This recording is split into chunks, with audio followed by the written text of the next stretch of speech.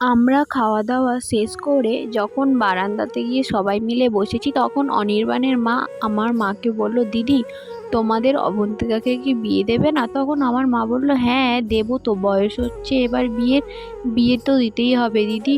ওর জন্য একটা ভালো ছেলে খুঁজছি, যদি পেয়ে যাই তো তার সাথেই বিয়ে দেবো। তখন অনির্বাণের মা বলল, অবন্তিকাকে আমার খুবই ভালো লাগে দিদি, তোমার যদি মত থাকে তাহলে অনির্বাণ আর অবন্তিকার বিয়ের কথা আমরা আগাতে পারি।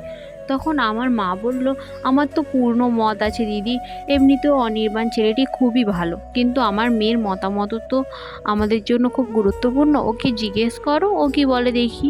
তখন আমি খুবই হতাশ হয়ে যাই, খুবই বিস্মিত হয়ে যায়। আমি ওদেরকে জানাই আমি বাড়িতে ভাববো, আজ কাল জানাবো। তারপর আমরা বাড়িতে চলে আসি। মা আমাকে বোঝায় যে অনির্বাণ খুবই ভালো ছেলে, এর মতন ছেলে পাওয়া যাবে না মা, তুমি তাড়াতাড়ি ভেবে উত্তর দিও। ওদিক থেকে কল এলো।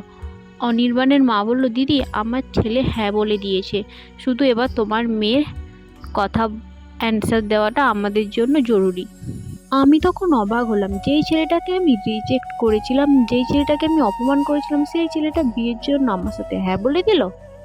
তারপর আমি মাকে বললাম, হ্যাঁ মা, আমারও মত রয়েছে। তারপর অনির্বাণ আমার দাদার কাছ থেকে আমার ফোন নাম্বার নিয়ে তাকে জানায় যে সে আমার সাথে দেখা করতে চায়। তারপরে আমরা দেখা করতে যাই। আমি দেখা করতে যাওয়ার সময় একটি গোলাপ ফুল নিয়ে যাই, ওর জন্য প্রত্যেকবারে তো ছেলেরা আনে, এবার নয় আমি একটি মেয়ে হয়ে নিয়ে গেলাম। এই ভিডিওর নেক্সট পার্ট খুব তাড়াতাড়ি আসবে, আর তোমরা এরকম ভিডিও পেতে চাইলে চ্যানেলকে সাবস্ক্রাইব করে রাখো। টাটা।